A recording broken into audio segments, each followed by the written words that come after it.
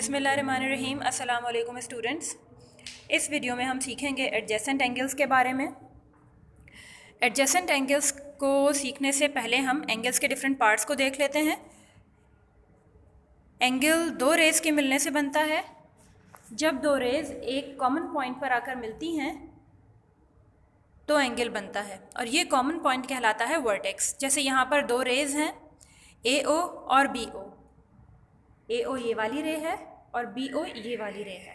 ये दोनों रेज एक कॉमन पॉइंट पर मिल रही हैं और वो है पॉइंट O, जो कि कहलाता है वर्टेक्स ऑफ एंगल। और ये दोनों रेज कहलाती हैं आर्म्स ऑफ एंगल।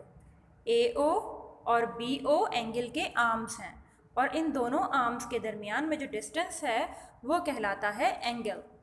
और एंगल का नाम लिखा जाता है, छोटा सा एंगल का सिंबल बनता है ये वाला।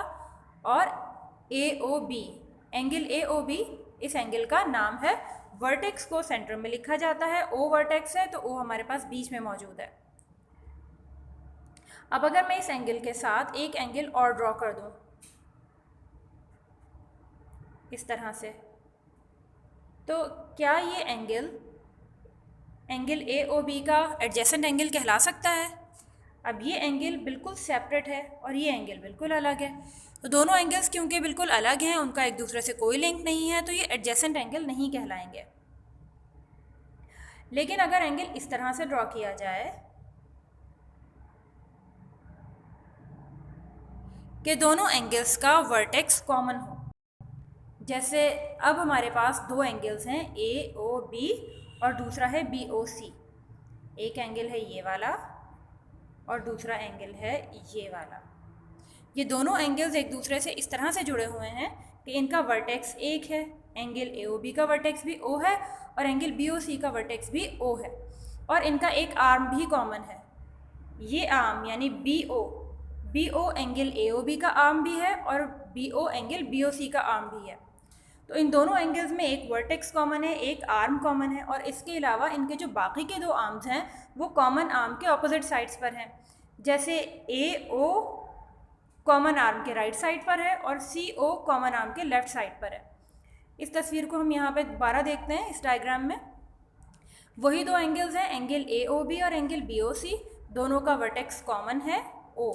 तो ये कॉमन वर्टेक्स हो गया और दोनों का एक आर्म कॉमन है BO, ये कॉमन आर्म कहलाएगा। और बाकी के दोनों आर्म्स यानी AO और CO ये कॉमन आर्म के ऑपोजिट साइड पर हैं। ये राइट साइड पर है आर्म और ये वाला आर्म लेफ़्ट साइड पर है। कॉमन आर्म जो है वो बीच में मौजूद है। तो जब दो एंगल्स इस तरह से मिले हों कि उनका वर्टेक्स कॉमन हो, उनका एक आर्म कॉमन हो और बाकी के आर्म्स कॉमन आर्म के ऑपोजिट साइड पर हों, तो ऐसे दो एंगल्स एडजेसेंट एंगल कहलाते हैं। अब हम इसे डिफाइन कर सकते हैं एडजेसेंट एंगल को। Two angles are called adjacent angles if they have a common vertex, they share a common arm, the other two arms are on the opposite sides of the common arm. दो angles adjacent angle उस वक्त कहलाते हैं अगर उनका vertex common हो, एक arm common हो और बाकी के दो आर्म्स कॉमन आर्म के ऑपोजिट साइड पर मौजूद हों, तो ऐसे एंगल्स एडजेसेंट एंगल कहलाएंगे। आई होप आपको एडजेसेंट एंगल समझ आ गया होगा। Thank you.